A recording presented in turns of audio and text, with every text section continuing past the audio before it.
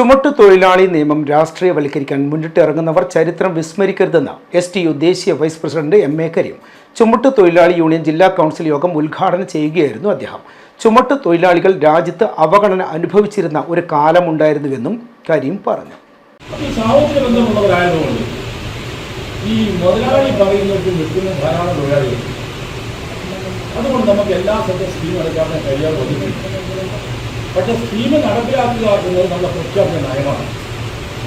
എന്തുകൊണ്ടെന്നാൽ ചുമട്ടുതൊഴിലാളികൾക്ക് ഒരു നിയമനിർമ്മാണം കൊണ്ടുവരണം എന്ന് പറഞ്ഞത് M. മുഹമ്മദ് അഷ്റഫ് സാഹിബാണ്.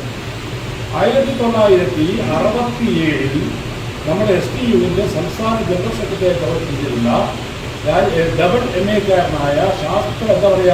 ഹസ്തരേഖ വിദഗ്ധനായ രാജ്യം അറിയപ്പെടുന്ന ഒരു വലിയ പ്രഭാഷകനായിരുന്നു M. മുഹമ്മദ് അഷ്റഫ് സാഹിബ്. ആ മുഹമ്മദ് അഷ്റഫ് സാഹിബാണ് ചുമട്ടുതൊഴിലാളികളുടെ കരട് രേഖ ഉണ്ടാക്കിയത്. ചുമട്ടുതൊഴിലാളിക്ക് നിയമനിർമ്മാണം കൊണ്ടുവരുന്ന കാലം പറയുന്നത് യശസ്വിയുടെ ഉമ്മൻചാണ്ടിയാണ്. ഉമ്മൻചാണ്ടി തൊഴിൽ വകുപ്പ് മന്ത്രിയാകുമ്പോഴാണ് ചുമട്ടുതൊഴിലാളിക്ക് ക്ഷേമനിധി ബോർഡ് കൊണ്ടുവരുന്നത്. ആ ക്ഷേമനിധി ബോർഡ് കൊണ്ടുവരാൻ വേണ്ടിയിട്ടുള്ള കരട് രേഖ തയ്യാറാക്കാൻ ബഹുമാനപ്പെട്ട M. മുഹമ്മദ് അഷ്റഫ് എന്ന് പറയുന്ന അന്നത്തെ ജനറൽ സെക്രട്ടറിയെ കണ്ണൂരിലെ ബ്രദേഴ്സ് സ്കൂൾ സ്റ്റോറിൽ വന്നിരുന്ന് അവിടുന്നാണ് കരട് രേഖ. അവരെ സമൂഹത്തോടൊപ്പം ചേർന്ന് നിൽക്കാൻ പ്രാപ്തരാക്കിയത് മുൻ മുഖ്യമന്ത്രി ഉമ്മൻചാണ്ടി തൊഴിൽ വകുപ്പ് മന്ത്രിയായിരുന്ന കാലത്താണ്. അതിന് കരട് തയ്യാറാക്കാൻ നിയോഗിച്ചത് STU മുൻ സംസ്ഥാന general secretary M. Muhammad Ashraf ആണെന്നും കരീം പറഞ്ഞു.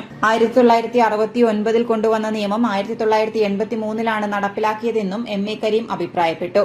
BM ബഷീർ അധ്യക്ഷത വഹിച്ചു. ജില്ലാ president Alikunji Panniyoor, general secretary PP Nasar, Mustafa Bathali, TK Naufal, KP Shafeeq, KP Ameer, BK Shajid തുടങ്ങിയവർ സംസാരിച്ചു. നിരീക്ഷകനും റിട്ടേണിംഗ് ഓഫീസറുമായ അബ്ദു മൂന്നാംകുന്ന് തെരഞ്ഞെടുപ്പ് നിയന്ത്രിച്ചു. പുതിയ ഭാരവാഹികളായി MA കരീം പ്രസിഡന്റായും, ആലിക്കുഞ്ഞി പന്നിയൂർ ജനറൽ സെക്രട്ടറിയായും, TK നൌഫൽ ട്രഷററായും, Mustafa Bathali, Pakkar Haji, TP Ashraf, KP Ameer, Palakkal Alavi, PP Ibrahim തുടങ്ങിയവർ വൈസ് പ്രസിഡന്റുമാരായും, KP Shafeeq, N. Navas, BK Shajid, C. Saifuddin, Sadiq, TK Sathar എന്നിവർ ജോയിന്റ് സെക്രട്ടറിമാരായും യോഗം തെരഞ്ഞെടുത്തു.